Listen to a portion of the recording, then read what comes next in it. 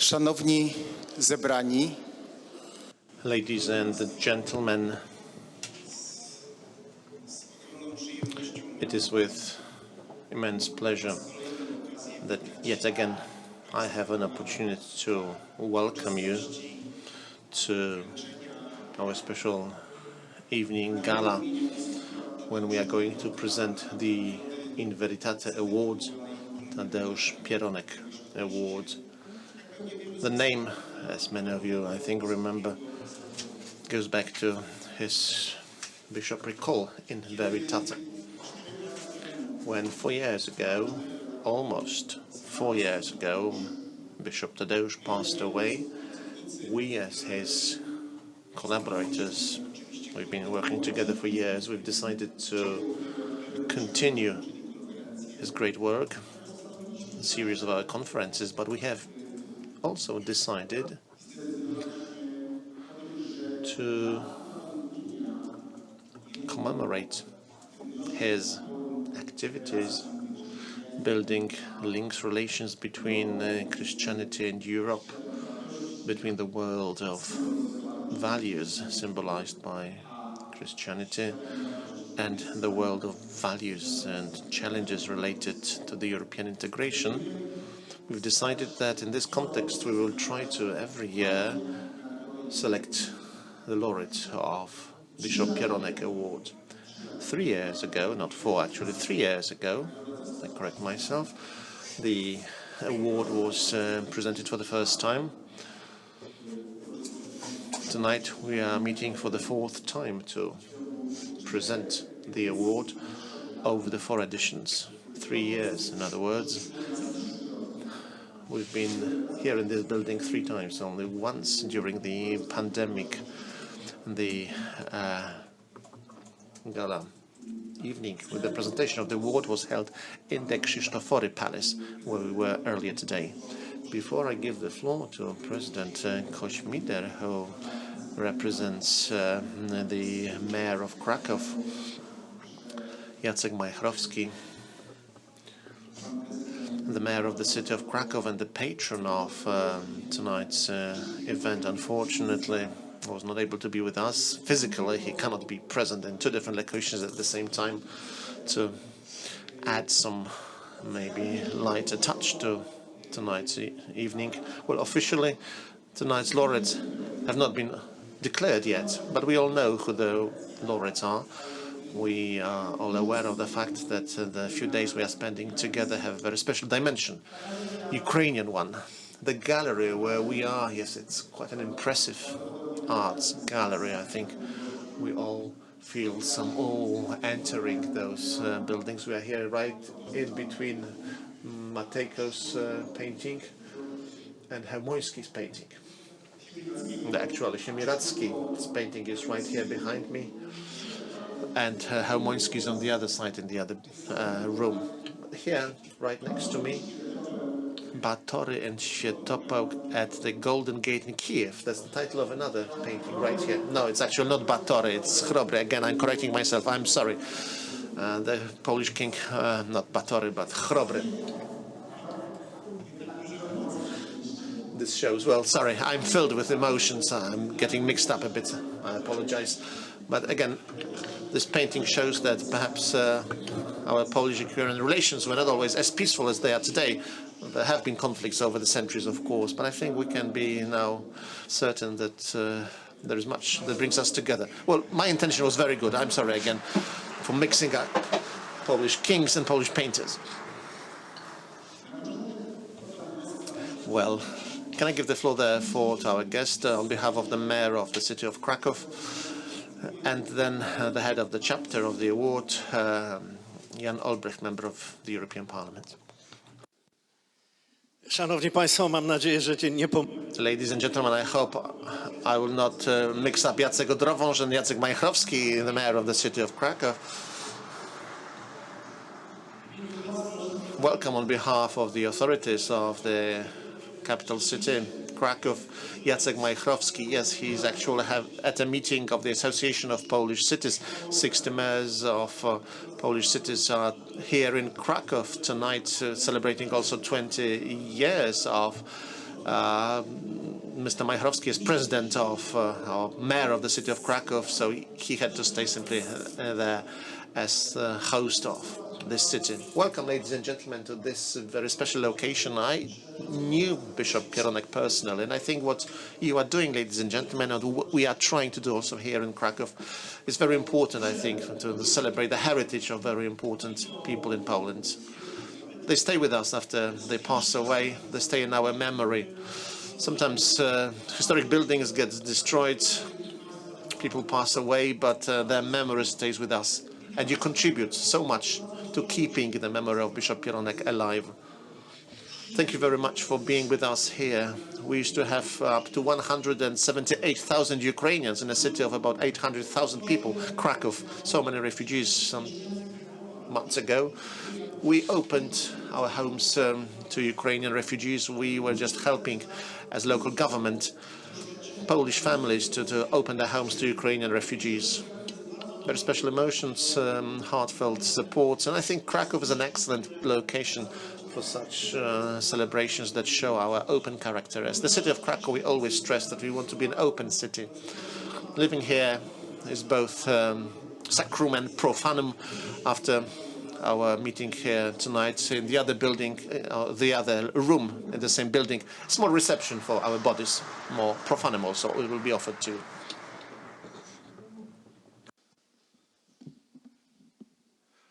Tak, szanowni państwo, to jest Kraków, tu trzeba uważać bardzo z historią. Yes, we are in the city of Krakow. You have to be very careful when you speak about history. Make sure you get it right. Well, yes, history is looking at us here. We feel in awe, feeling small entering this gallery.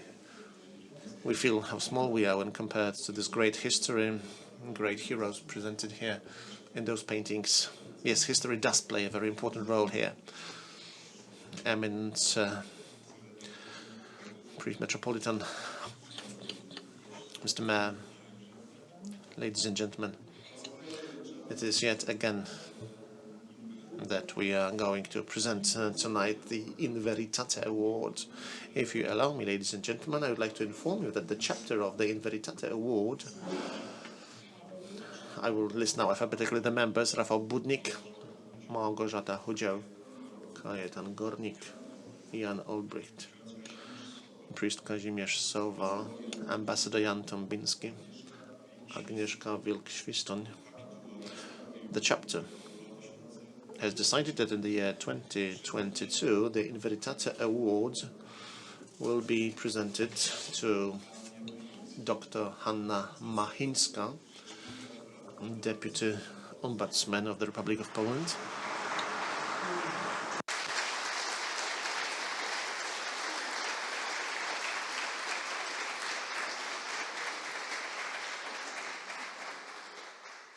Kapituła nagrody Chapter of the award of In Veritate, Bishop Pieronek Award, has decided also to present the award to His Eminence Blessed Metropolitan of Kyiv and the whole of Ukraine, the head of the Orthodox Church in Ukraine, Epiphanius.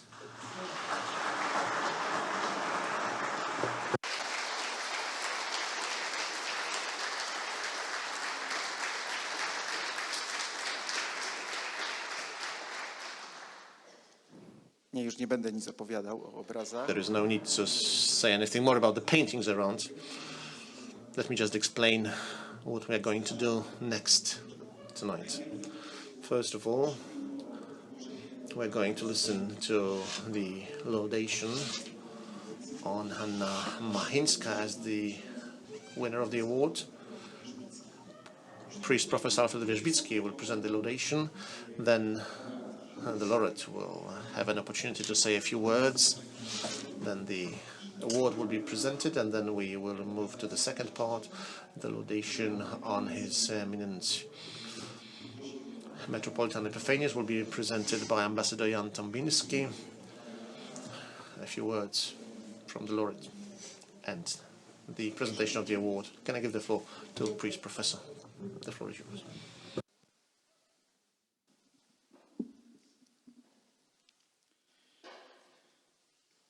Wybór pani Hanny. The choice of Ms. Hanna Machińska as the winner, the laureate of the Tadeusz Pieronek Award corresponds to the ideals that the patron of this award served. He promoted them, among other actions, through annual European conferences, which are now continued by the foundation that carries his name, in VERITATE. That is, in truth. As we know, there are numerous truths. Mickiewicz and Tischner knew a lot about that. There are those that are told to the nations and those that are not told to anyone. To make matters even worse, you have the sincere truth among people, but also we are flooded by its antithesis. If decency is short, then we might see all these things turned against the truth. So, when we look at Dr. Hanna Machińska, we see that the locus of truth and the truth's ethos can go hand in hand. Today, she is receiving this award for her combining Christian and European values. When you look at her life, her bio, you'll see the consistent intermingling of serious theoretical reflection with deep practical commitment. She graduated from the law school in Warsaw in 1973. Ever since, she has worked at this university at the Faculty of Law and Administration. Her former students, by the way, I've had an opportunity to talk to one of them quite recently. Now they are excellent lawyers. Till this very day, they remember that she had this flair when it came to teaching. At this point, she works at this very same faculty and she shapes the legal culture of new generations of students. And to the letter of the law, she brings this spirit, the rich spirit that is shaped by her experience. On top of that, in the years 1991, 2002, she worked at the European Center, Legal European Center at the same university. So Poland successfully exceeded the EU, but for that to happen, many experts had to work hard. And when it comes to Hanna Machińska's contribution to this field, this contribution is quite significant. In the years 2002, 2005, she was an expert at the Office of the Committee for European Integration. She was a member of the Education Council with the Minister of Education in 2003. During Poland's integration into the EU, she continued to act as an expert with various government institutions. 2008 to 2010, she was an expert in the Advisory Committee on European Law with the Minister of Justice. In the years 2011, 2016, she was a member of the Advisory Legal Committee with the Minister of Foreign Affairs. It should be mentioned that Hanna Machińska actively participated in promoting the European law in Poland. At the same time, she studied it. In the years 1991, 2017, she organized seminars for judges and prosecutors in the application of the European Convention of Human Rights. In the years 2000, 2006, she was in charge of organizing the Polish-Dutch postgraduate studies for the public administration in the area of the European law. She honed her skills at various research internships at the European Commission, the Institute for Comparative Law in Lausanne, Maastricht, in Aarhus, and Florence. She published a number of articles and other works on human rights issues, including Axiology in the European Union and the European Convention on Human Rights, or one on the protection of fundamental rights in the European Union. It's another book. and another one on the idea of Europe that she edited, and another one, disabled people in the labor market. Hanna Machinska's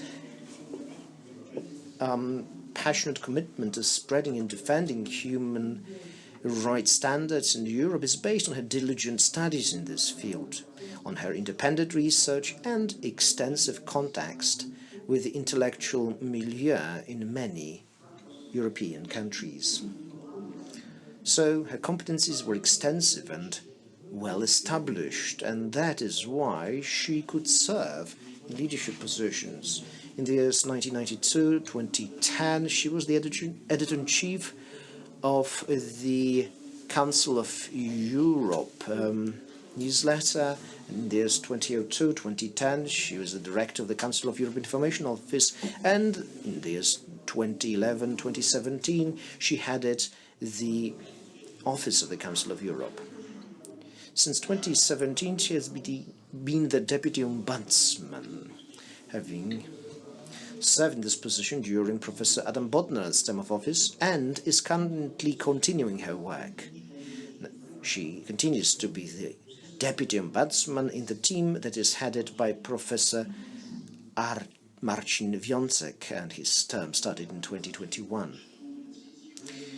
The laureate opposes discrimination and intolerism, in nationalism and xenophobia, and she does it with surgical precision. Human rights, she considers rights that are inalienable and that are superior to politics and custom and any vested interests. She believes that they stem from the dignity of a human person, that are recognized both by Christians on the basis of faith and reason, by secular people.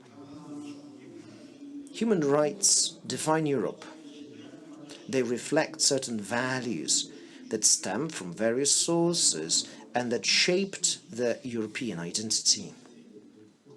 Unfortunately, neither the awareness of these rights nor their practical respect is always shared by all Europeans. Now let's look at the history of humanism in our civilization. It is marked by ups and downs, ruptures and breaks.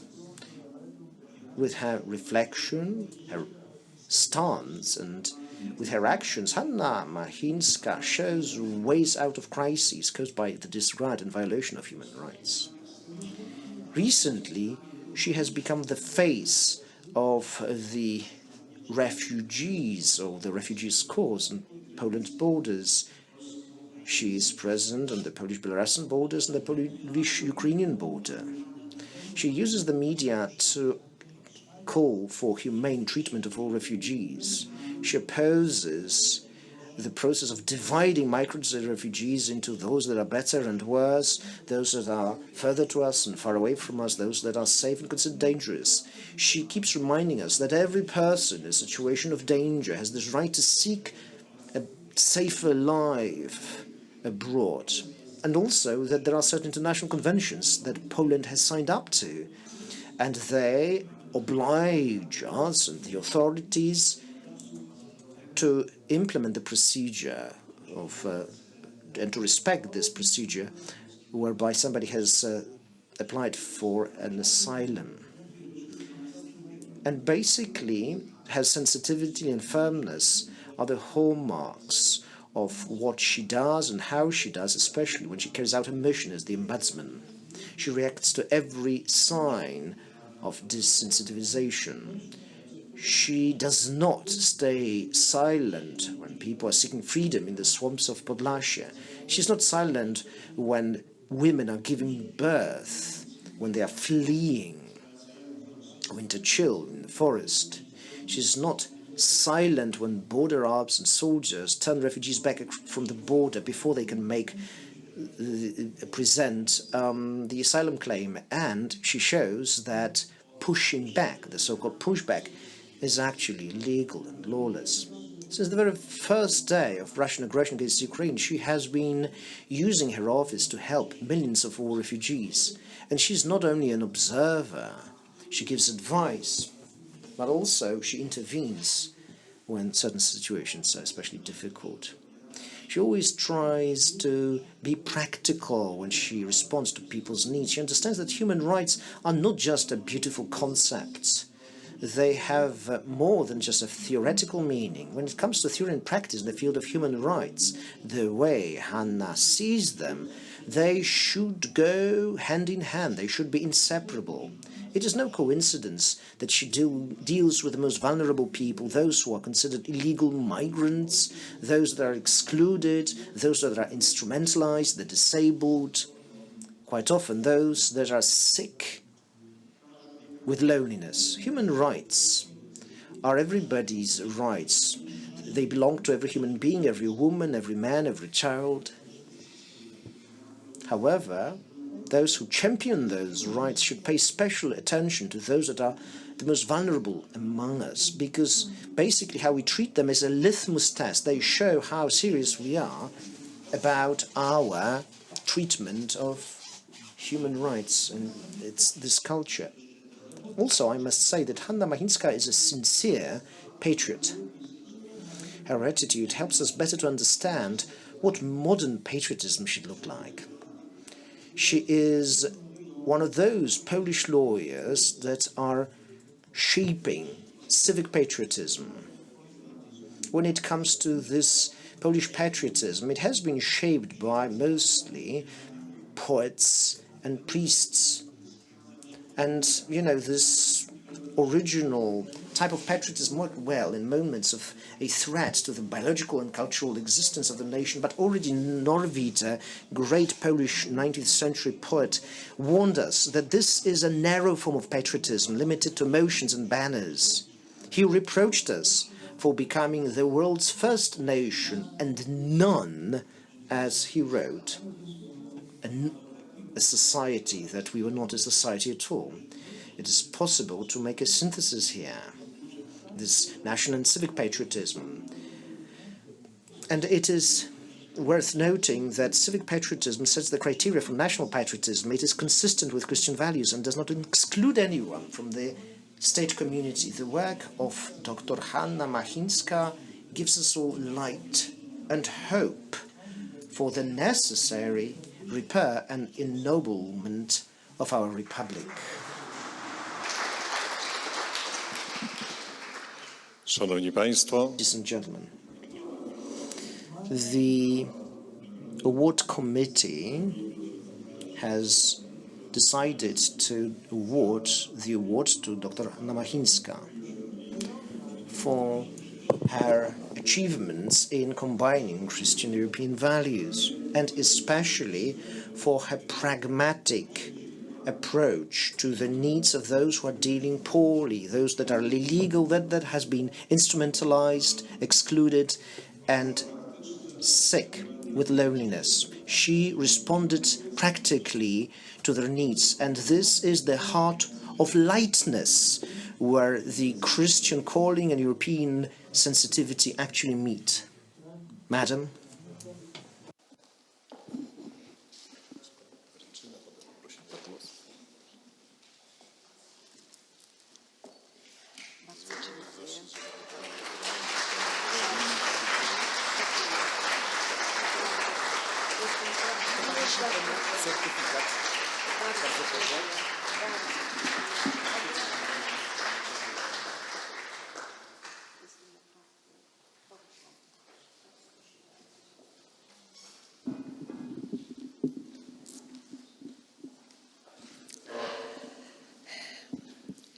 Panie prezydencie, Mr. Mayor, the head of the award committee, the committee, your eminences, ladies and gentlemen.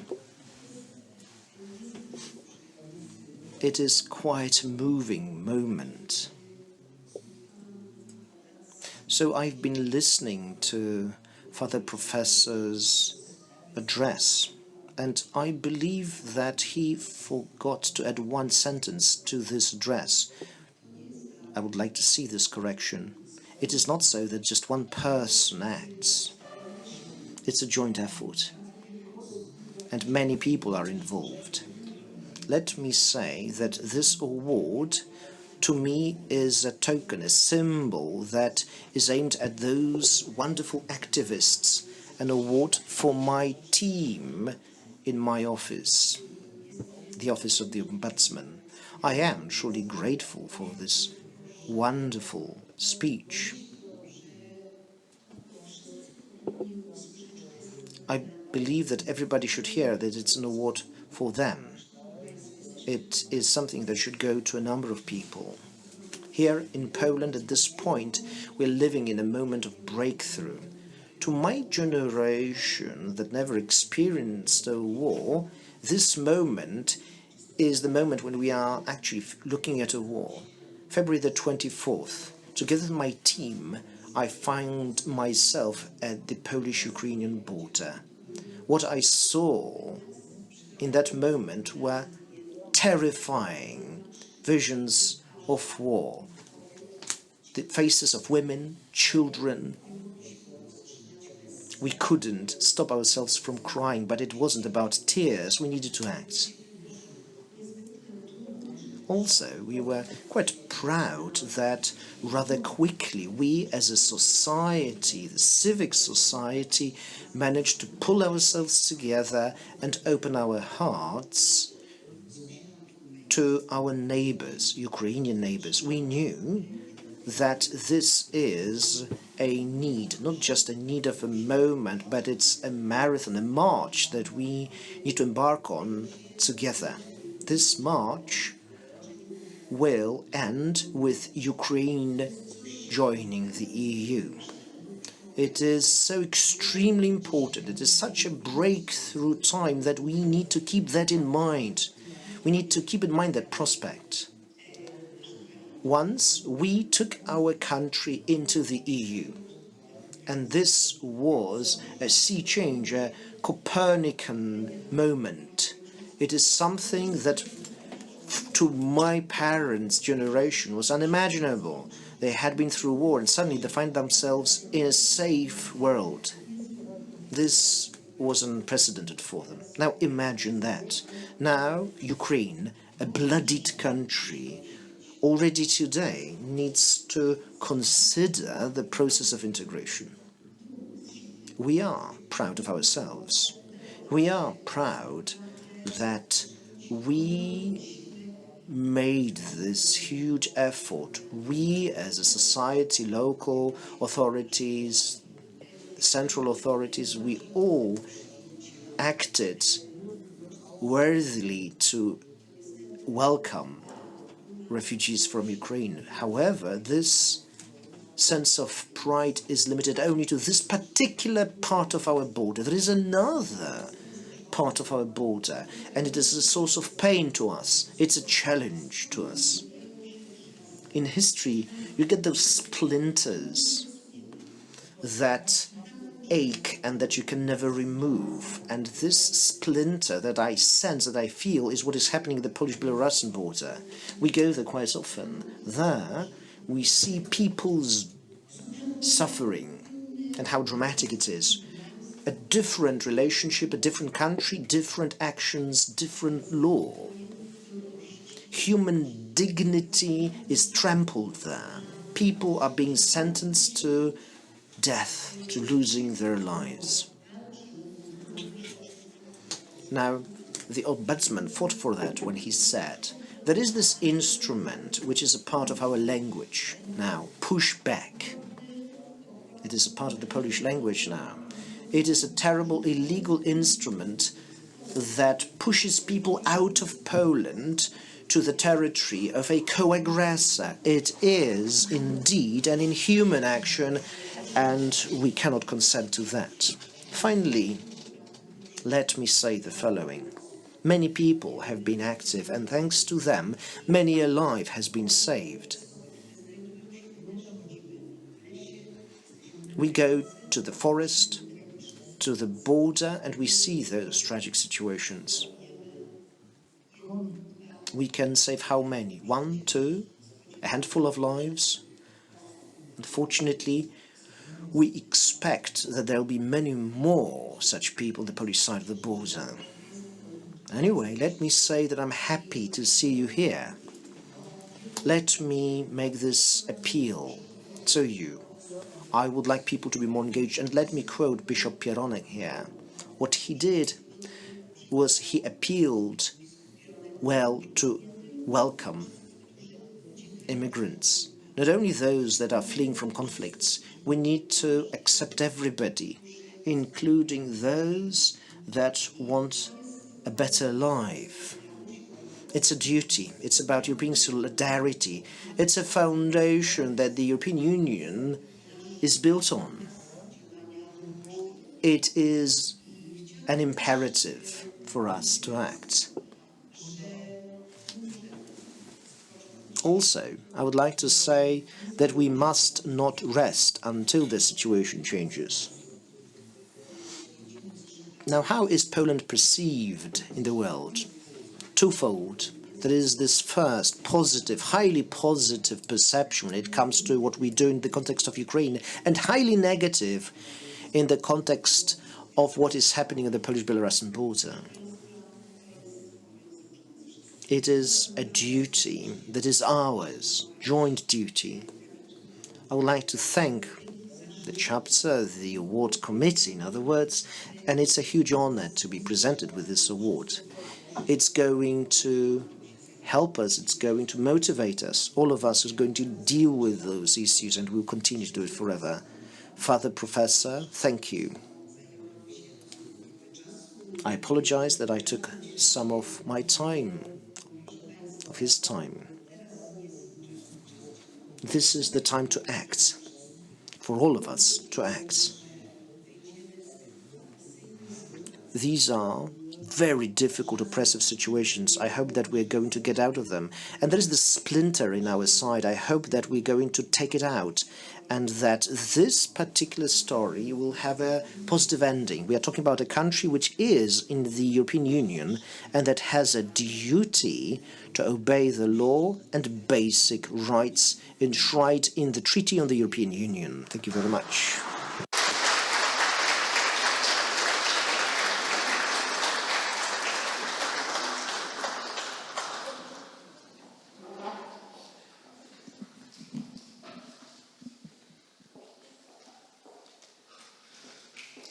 Wasze Bożeństwo, Szanowni Państwo. Ladies and gentlemen, the selection of the laureate of this year's in VERITATE was fully unanimous among the jury. No one had any doubt that Metropolitan Epiphanius, head of the Orthodox Church of Ukraine, deserves this distinction. Although at a time of war that Russia has declared in Ukraine, also imposed on the entire democratic world, other persons from Ukraine have become better known internationally. The role of Metropolitan Epiphanius and the church he heads for Ukraine and for Christianity at large is difficult to overestimate. A particular concern for the truth, the one spelled with capital T, not giving in to hatred, hostility, which are so easy in times of aggression. It is part of the message of the award and the legacy that Bishop Tadeusz has left us. On behalf of all of us here, I wish to express our joy that Metropolitan Epiphanius and his closest collaborators were able to make it to Krakow against all odds and against the constraints imposed by the Russian aggression and the terrible tragedy that has befallen Ukraine and its people. Please accept our most sincere, heartfelt words of support, but also of sympathy for the deaths of thousands and suffering of millions of the faithful of the Orthodox Church of Ukraine. Many priests have been killed, numerous Orthodox churches have been destroyed, and we will only know the true extent of the devastation after the aggression has been repulsed and all Ukrainian lands liberated. Metropolitan Epiphanius belongs to Ukrainians born in the declining period of the Soviet Union, who have already lived their adult, conscious lives in an independent state.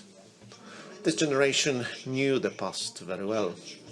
Having experienced the effects of the Soviet regime, their parents and grandparents passed on to them accounts of the dramas and hardships they went through.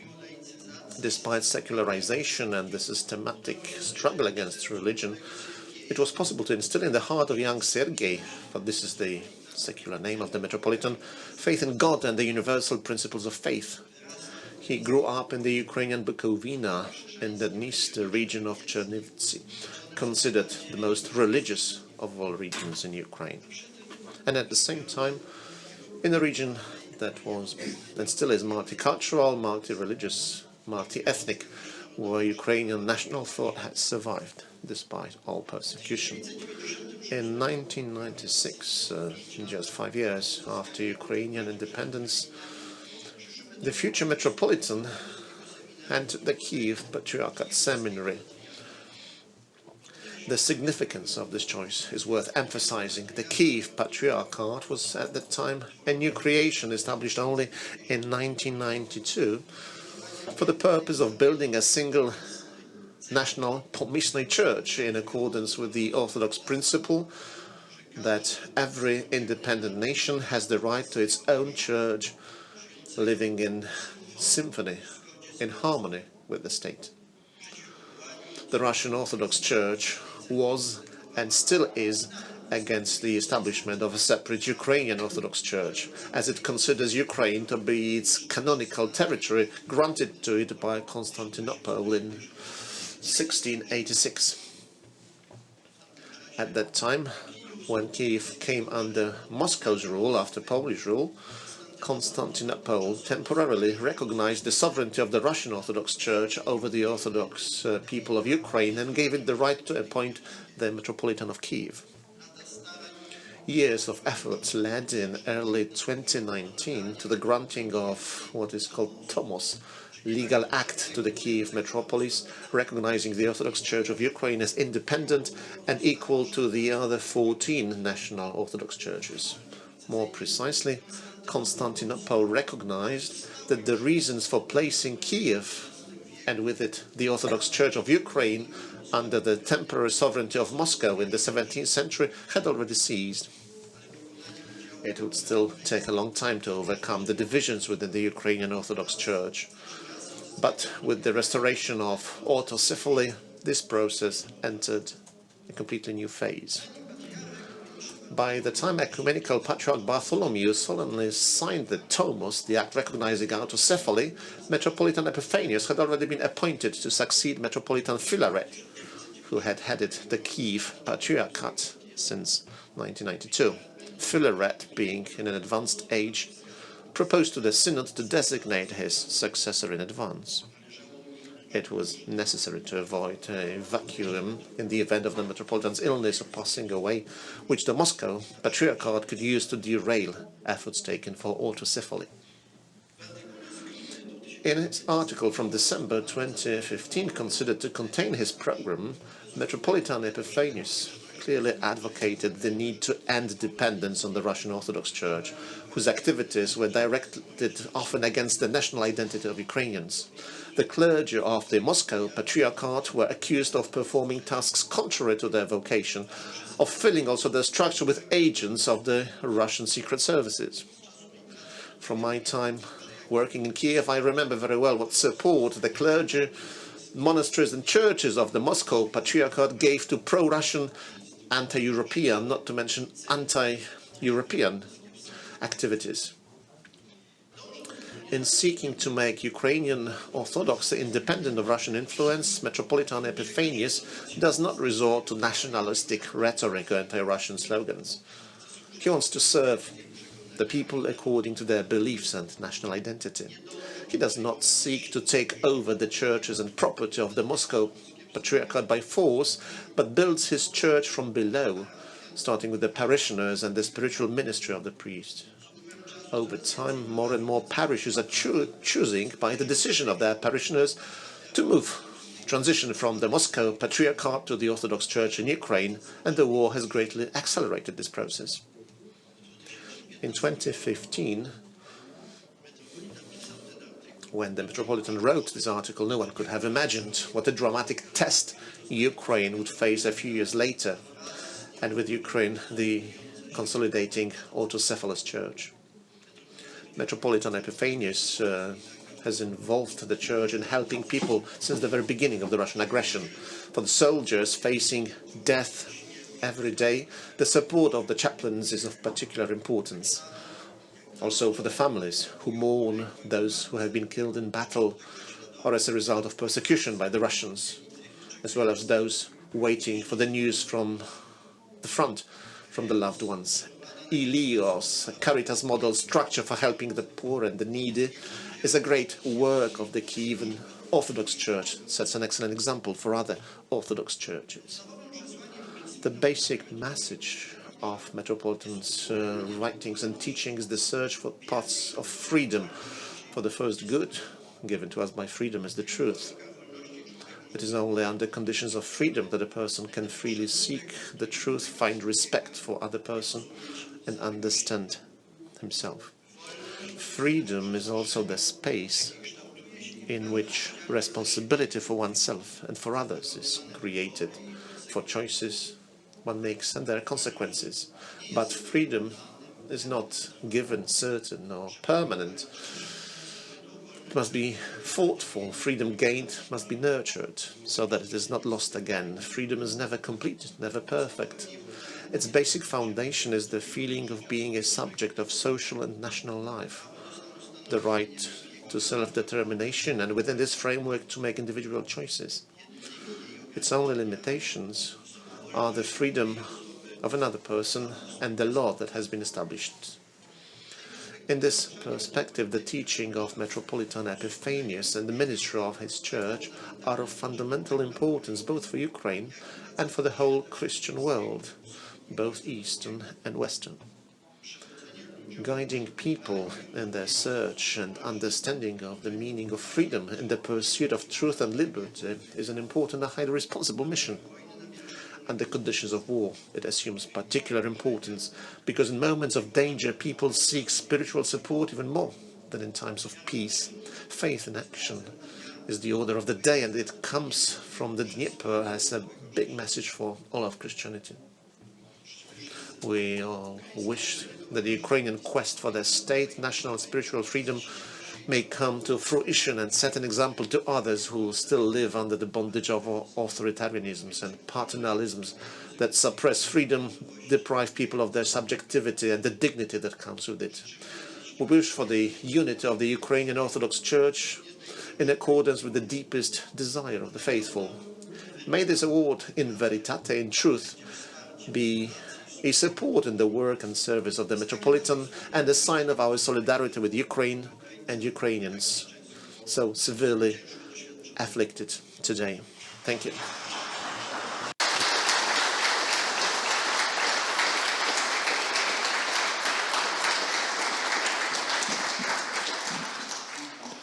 Kapituła nagrody The chapter of the award has decided to present this award for the achievements in bringing together Christian and European values, especially for the excellent choices made and persistence in turning them into reality, uncompromising support for the truth, for the right of those living in Ukraine to live in freedom, and also, in spite of the existential threat to the nation, keeping the fundamental values that lie at the core of Europe.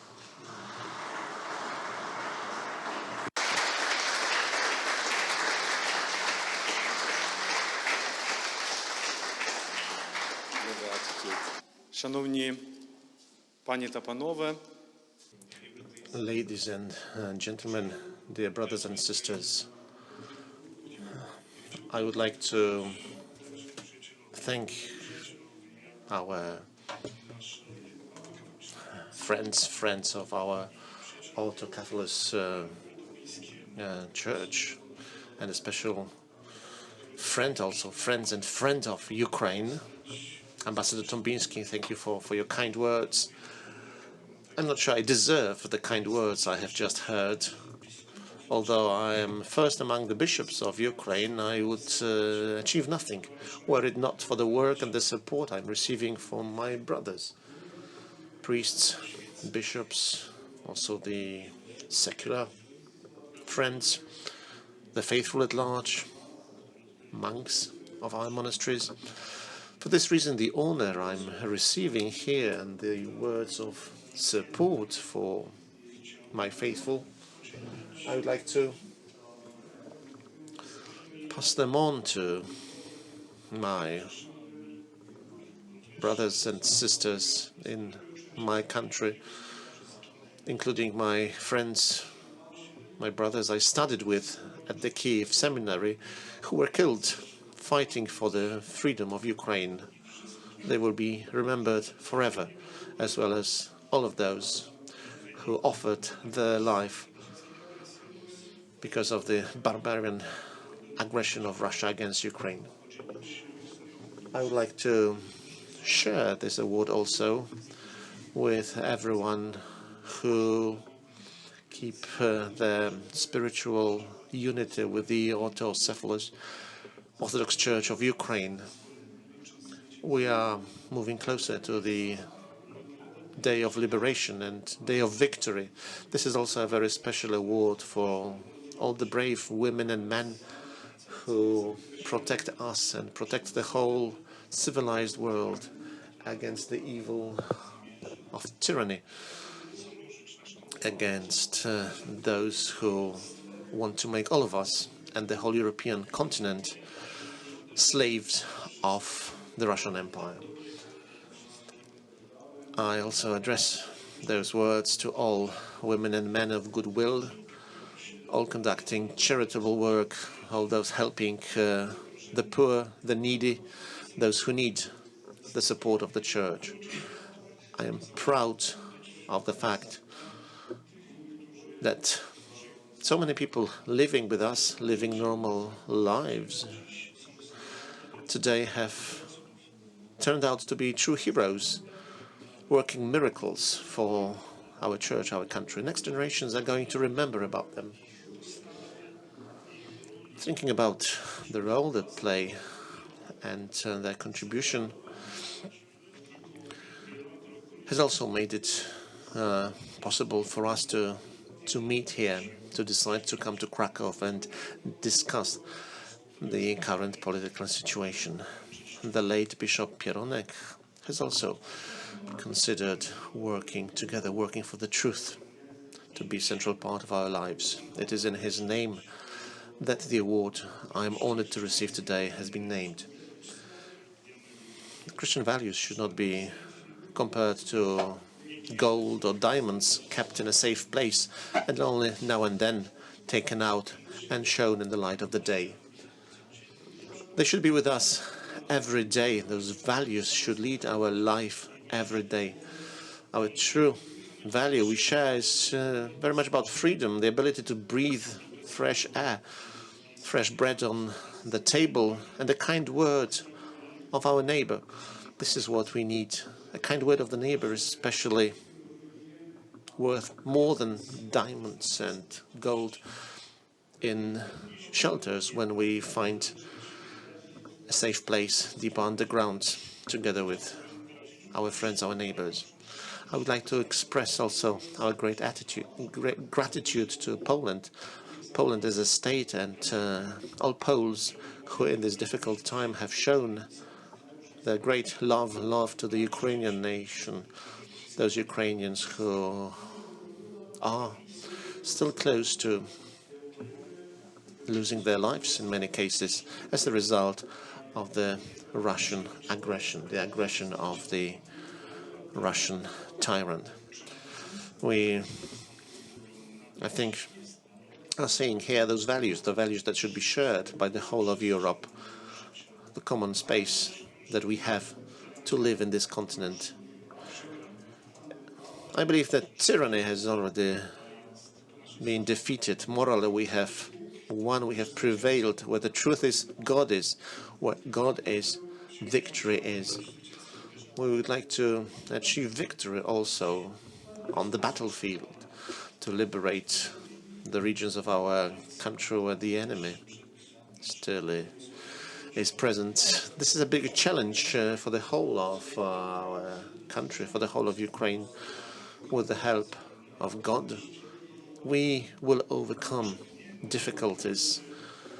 We will grow even stronger, and after this trial, we will be even braver, stronger, and will be able to write a new chapter in the history of Ukraine and Europe, in our common European home. Let me thank again all of you, ladies and gentlemen. Thank you very much for being here. I am convinced that we will fairly soon be able to hold a similar conference, a similar meeting in our country that will be a free, liberated country. We would like to organize a similar conference in Kyiv, similar to the series of conferences in Krakow held for about 20 years. For your freedom and our freedom, we will meet soon in Kyiv.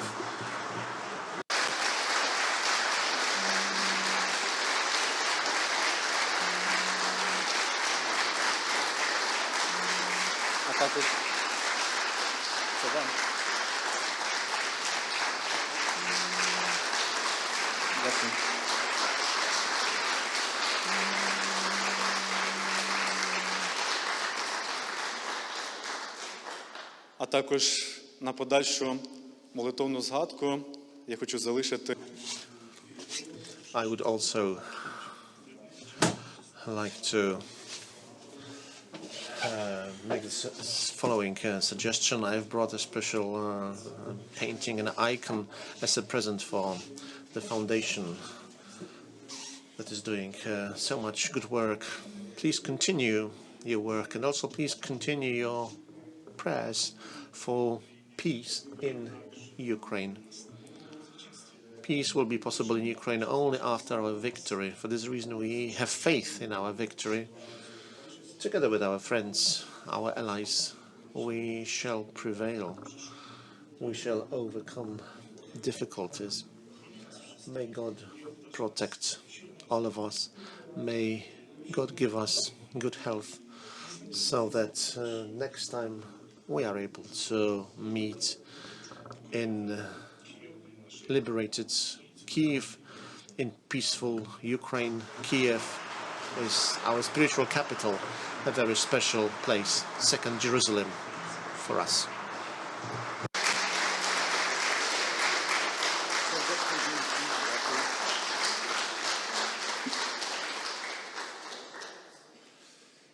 Szanowni Państwo, no przyznam.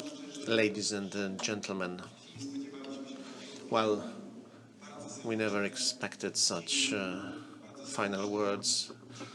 A very special gift. Thank you very much, Eminence, Metropolitan of Kyiv and Ukraine.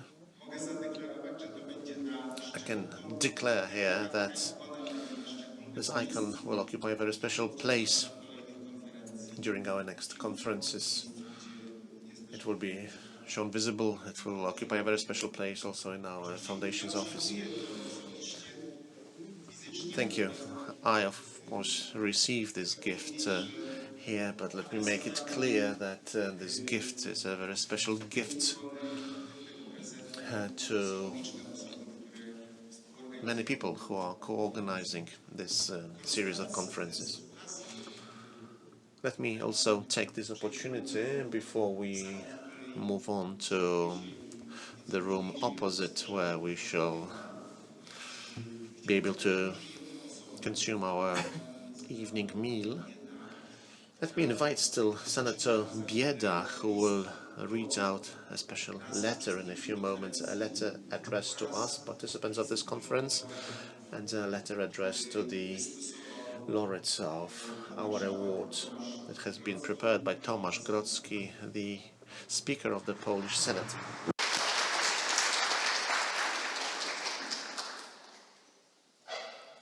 Eminencje, Ekscelencje. Eminences, Your Excellencies, MPs, Mr. Mayor, ladies and gentlemen, it's a great honor and a pleasure for me. I have been called one of the veterans of this conference. Just to change the tone for a moment, and now let me read out the letter to the organizers and participants of the conference, ladies and gentlemen. I'm addressing all those who are participating in this conference. It's a very important initiative where various milieus meet. It's a platform where most important issues for the European Union are discussed. Thank you to the organizers for continuing this work that is based on dialogue that for years had been headed by Bishop Pieronek. We are basically missing his diagnoses, his judgments for years. We believed that Christianity-based foundations of our civilization sustain in the building that we live in. We didn't expect what happened.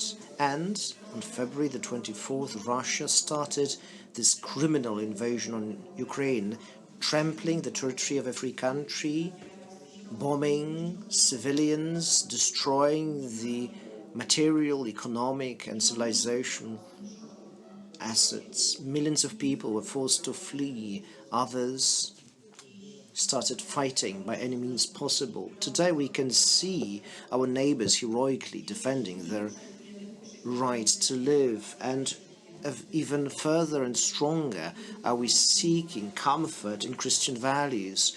That was what the Polish society tapped into when they started helping our Ukrainian brothers.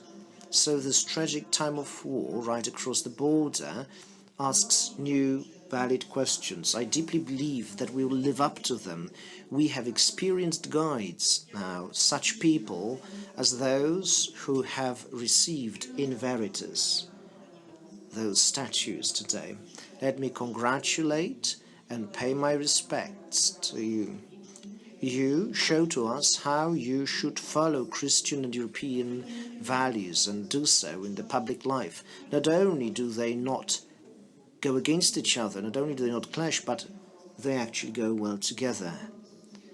I wish you inspiring discussions and fulfillment in the public life for the greater good.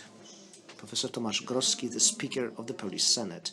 Let me add here, from myself, when it comes to human rights and helping Ukrainians and the Polish presence in the European community and the Ukrainian path to EU, you can count on the Senate majority. Now, let me present a letter to Mr. President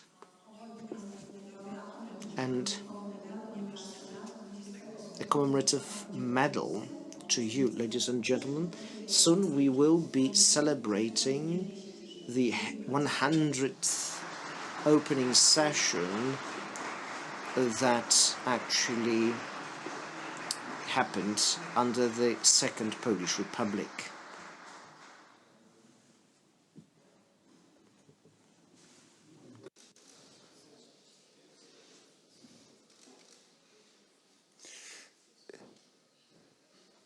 No cóż, w dobrej atmosferze. The atmosphere is good, so we can move to another room where Hermoński's painting can be admired. So now a banquet, and tomorrow I will see you at the conference center.